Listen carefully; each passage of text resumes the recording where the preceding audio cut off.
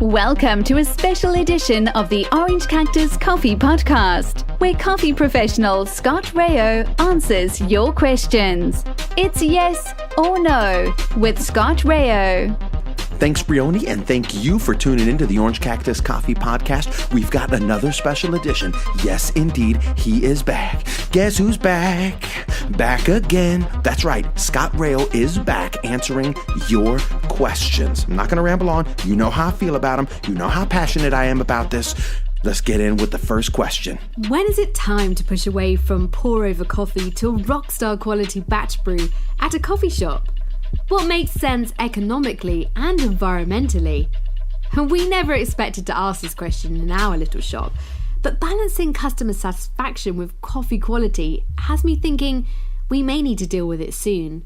We have no rush times on weekdays and have predictable business on the weekends. Maybe that's the wrong way to look at it. But if we have incredible batch brew coffee and it's $2 cheaper, perhaps that redefines our business approach. That's a great question. I think shops serving more than about 150 cups of filter per day must batch brew, but please no more than 2 liters per batch. Pour-overs are great if you have a very expensive coffee you feel you can't serve by batch brew because of cost, and it can be great if you're actually going to engage with customers about the coffees you're serving. I say actually because I hear that claim often that baristas are engaging with customers, but in my experience, they rarely know much about the coffees they're serving, and most of the information they provide is dubious. Pour-overs can also be very useful in slow coffee shops or times of day when you may only serve about 4 or 5 cups of filter per hour. To me, the minimum level of sales to use batch brew should be around 10 cups per hour. As for pour-overs, I think cafes should embrace machines like the Seraphim or Trifecta that do a good job of brewing 1 cup at a time consistently and at reasonable temperatures. When I see most baristas wielding kettles, I run the other way. Thanks for the question. Oh my goodness. Did Scott just knock it out of the park in like a 2-3 minute answer that we've debated about for hours and hours and listened to? There's multiple podcasts out there that talk about it for hours and hours, and he just killed it. He absolutely slayed it in a minute and a half, 2 minutes.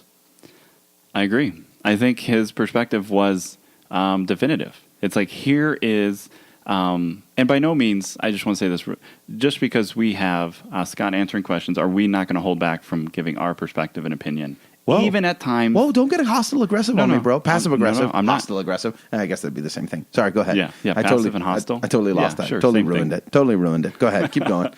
Well, I'm just saying we'll always, say whatever ignorance comes to our mind, because that's who we are. That's what we do. But I really connect with his answer. It makes sense to me. Here's a metric that has worked for me. 10 cups an hour. There's no more than 2 liters. Yeah.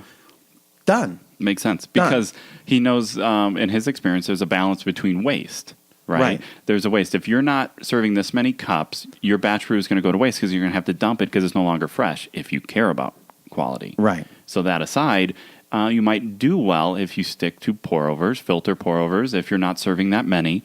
However, there's better ways to go about it to get a consistent cup. And he keeps it real with you.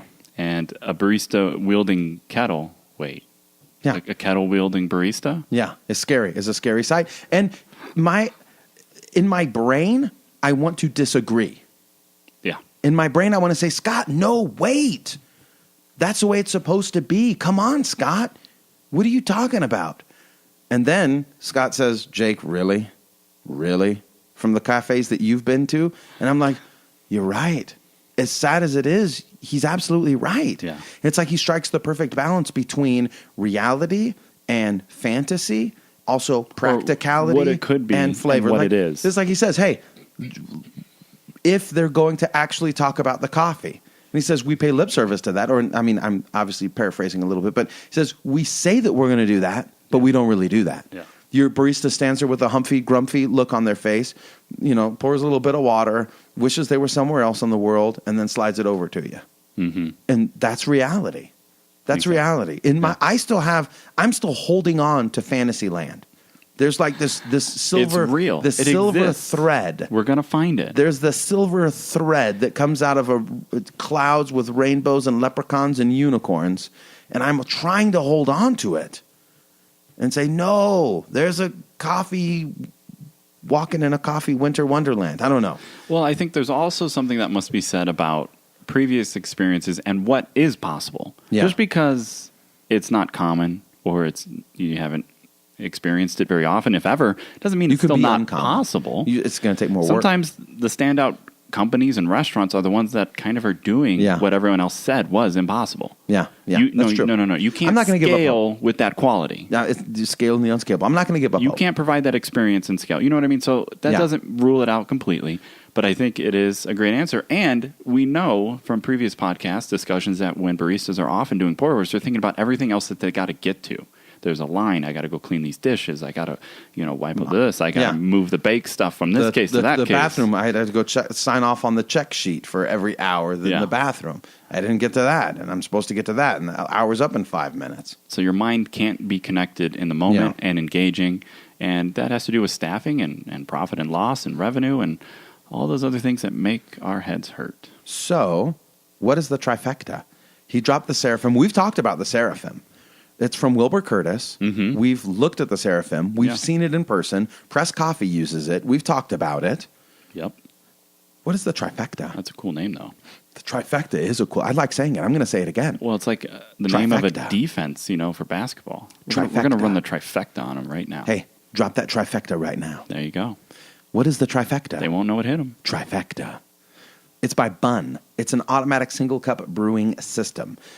Similar to the Seraphim, but the Seraphim normally has 2 shower heads. I guess, I don't know, can you get it in a single? I've only seen it in doubles. But the Bunn is a single-cup brewing system. It's about the same price, about $4,000, give or take. Give or take. Does that come with the boiler, or you don't know? Yeah, it's a machine. It's a machine.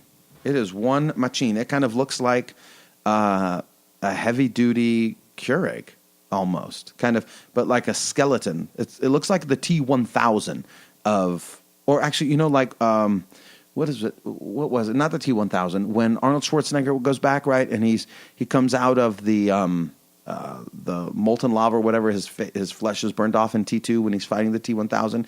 He comes back out kind of as the Terminator. Or no, that's when he was destroyed. Anyhow, when the Terminator's without the skin on him. Yeah. Should I just cut this part out?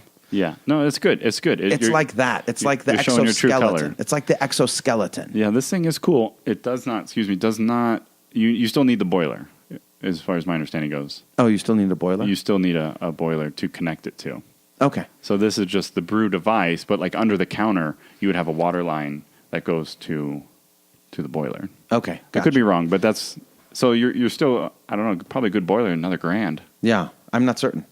I am not certain. Does it stay on all the time, or can you turn it off at night? The Trifecta can easily be turned on or off when necessary because it has a relatively small water boiler. Warm-up time is minimal. So there is a boiler. There is a boiler. It seemed like there would be But it's a small boiler. But it's a small boiler. Because I was just looking at specifications because you are on, what you on? I'm on Prima/Coffee. It had no mention of how much water it can. Yeah. I thought that would be a specification. Yeah. You think you'd like to know that. Yeah, I don't know. Anyhow, looking at it, it wouldn't be my first thing anyways. I think I would probably lean towards the Mod Bar. I don't know what the Mod Bar does, but they have kind of Isn't it more, though? They have a pour-over. I know it's more, but it looks sweet. Look at that. Their pour-over, the Mod Bar pour-over module brings precision temperature water to the counter. No more pitch. Sorry, I'm getting off track here. I'm sorry. Great question. Who is this question No, from? you're absolutely on track because there is a way to still keep that experience and that element that is exciting when you're doing a single cup pour-over while being more consistent. Yeah. And there's these devices out there that enable that. Yeah. I think that kind of meet you in the middle. Meet in the middle. It's not a fancy, $200 handcrafted kettle, but it can still be just as fun, especially if you have it set up close to the customer and they can still see it. And Scott Rayo, practical and profitable. Hey, that's it. That's a good ending. That's it. Yeah. Practical? So this was this question was from No Name. There was no name associated with this question. So thank you, No Name, for the question. And it's because everyone has this question. And Scott, thank you for the answer. Thank you. Appreciate it. Yes, indeed. Thank you so much, Scott, for taking time out of your busy schedule to answer this question for us. Thank you for taking time out of your busy schedule to listen And also, if you have questions for Scott, hit us up. Jacob at orangecactuscoffee.com, Mike at orangecactuscoffee.com, Instagram, Facebook, Twitter, wherever you see us at, hit us up. Also, show notes you can find for this episode at orangecactuscoffee.com/episode 79. That's orangecactuscoffee.com/episode 79. Appreciate you putting this in your ear, and we'll catch you next time.